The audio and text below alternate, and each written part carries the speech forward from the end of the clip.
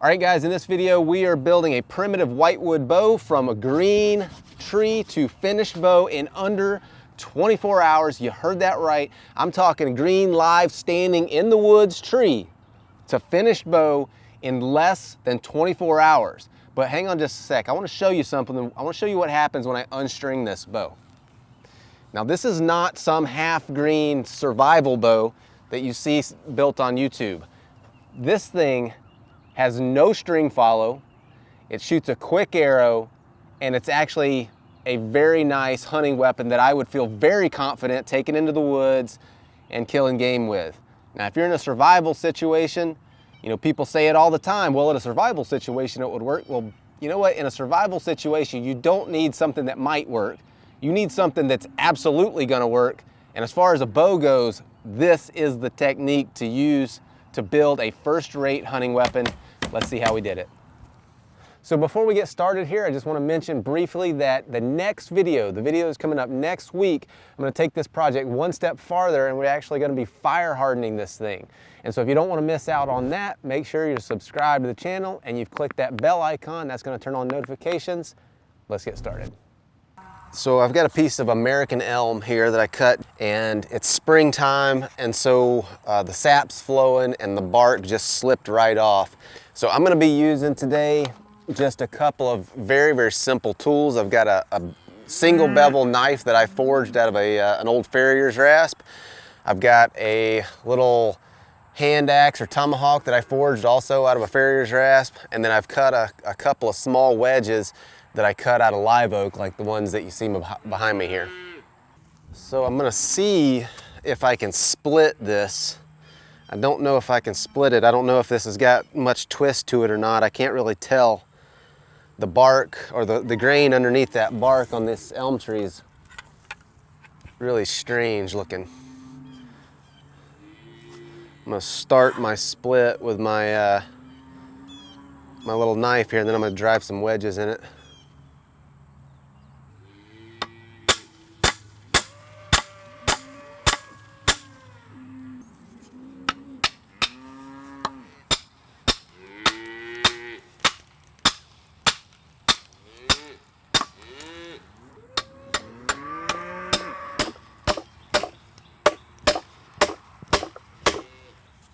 Each ring, it doesn't seem like it runs in line. It seems like it's twisted like this.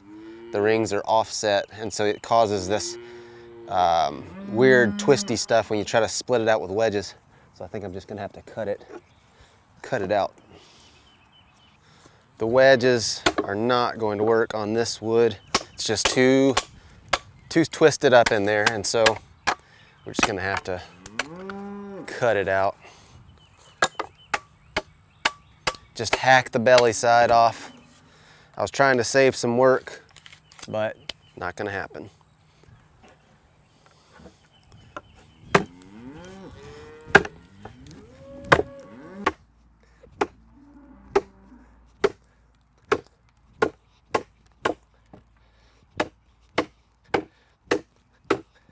Now the thing that got me thinking about this was a video that I saw a little while back by Beckum and Shannon, where they were talking about taking a little hickory stave from just a live green tree to finished bow in 3 days. I watched that video and I thought it was very well done. It's great. If you haven't checked it out, I would highly recommend watching that.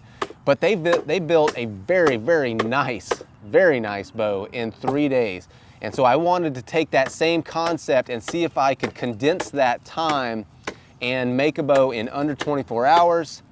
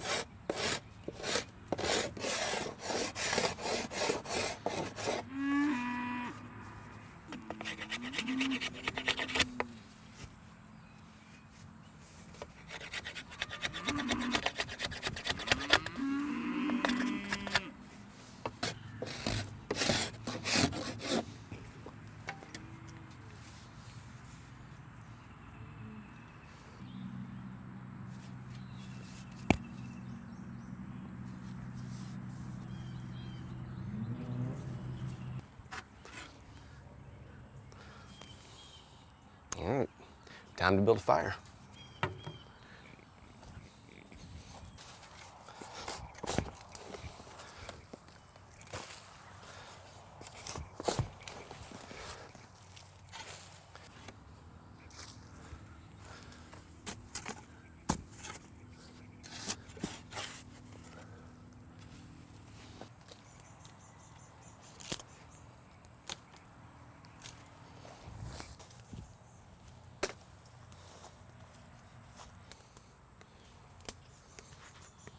All right, so I'm gonna end up cheating on this a little bit. I've got my back set jig here. You can see that I've got some little tabs on there. And so what I'm gonna do is just use these tabs to straighten this bow out as it dries. So I'm just gonna stick it down in there like that, which is gonna bend it a little bit beyond where it needs to be.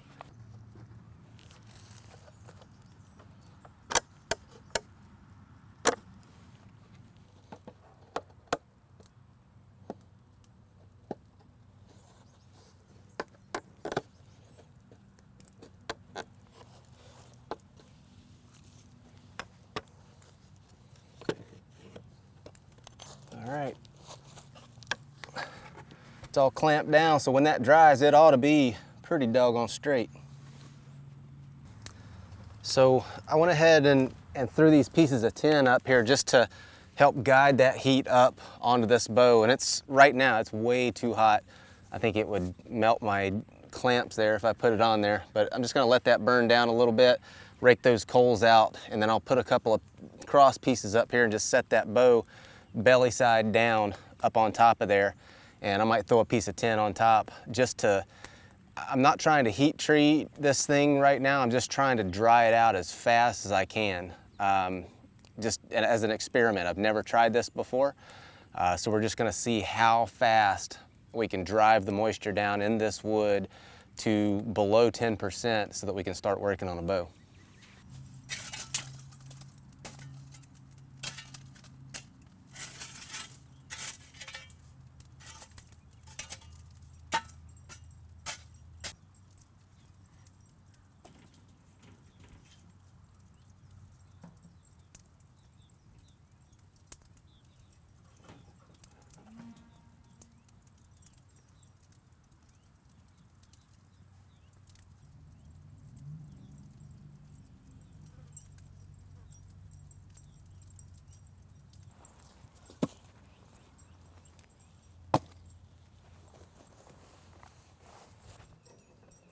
I'm gonna flip it around because it seems like the right-hand side here is maybe a little warmer.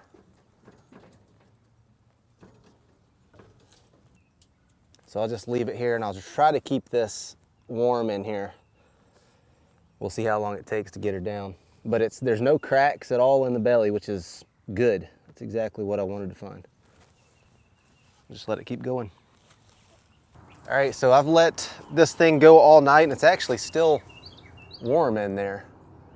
I came out here last night about 7:30 and just made sure everything was good and it was still burning really nice and low. I don't know what the temperature was in there. I'm gonna guess 160 maybe, but it probably, you know, when the fire was really going, it probably got pretty hot. I'd say maybe up towards 200 degrees even, but we shall see what it did.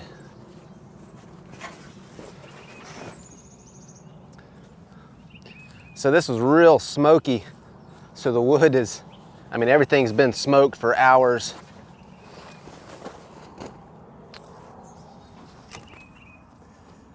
The clamps are just really loose. The wood's really dried out and contracted.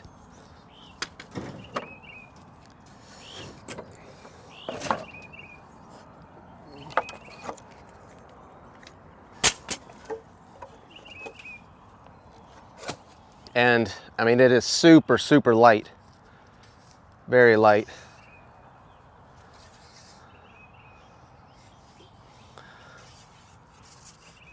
And straight.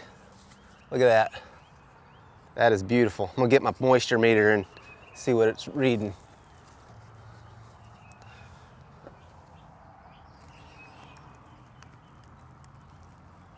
So in the handle here, we're reading 10%, and that's on the back. On the belly side that was exposed to the heat more, it's not even registering, so it's probably less than 5%.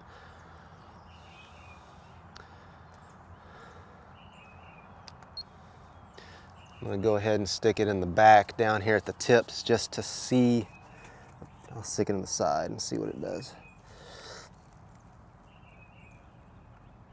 5% right there. I think 5% is as low as this moisture meter will go.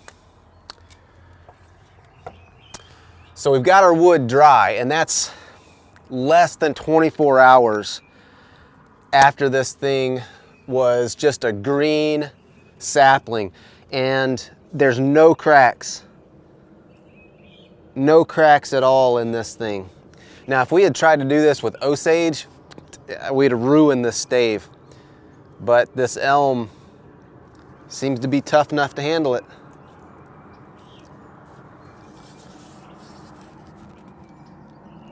Now the trick is to see if we can get a bow tillered out of this thing without breaking it.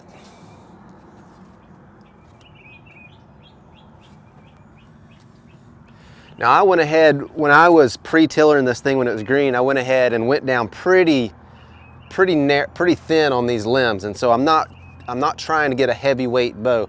You know, if I can get a 40-pound bow out of this, I'll be very happy. So let's start in on the tillering.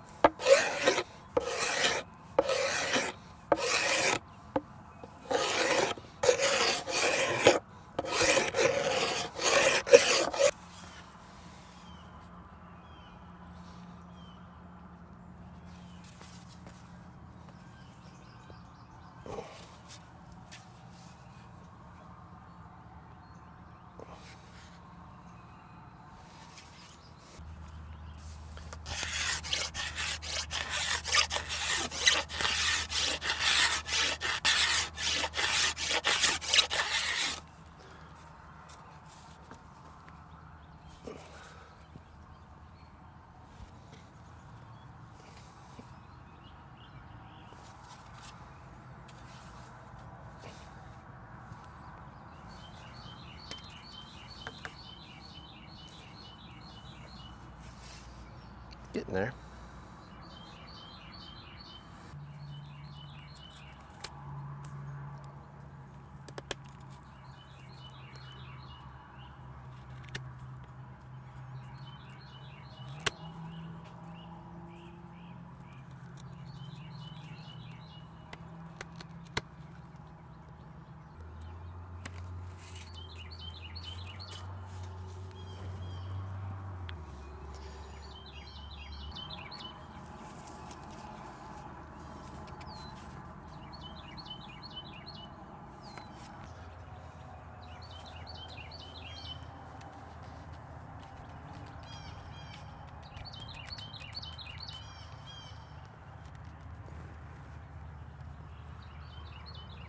It's actually not too bad for the first stringing. Brace height's a little high.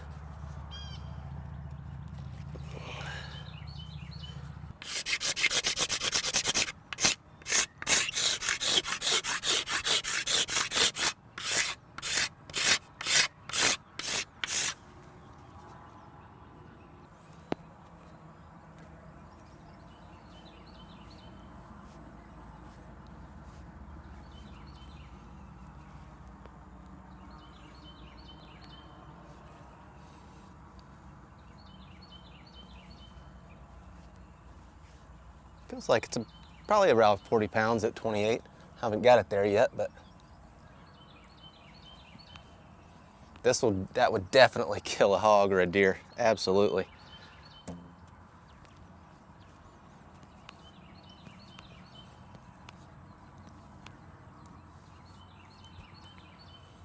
I'm very impressed.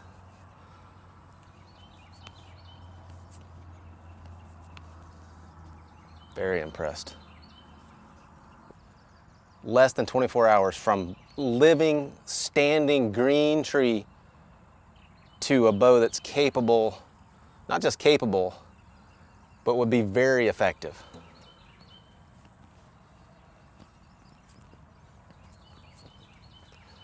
So I've got it probably to 27. There's 28 inches right there.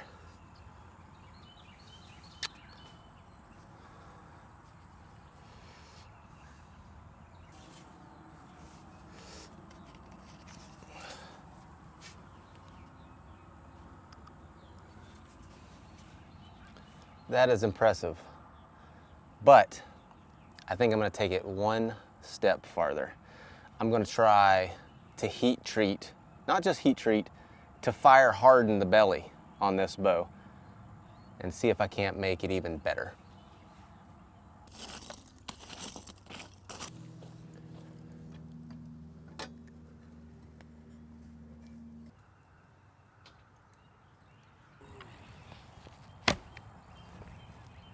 Not too bad.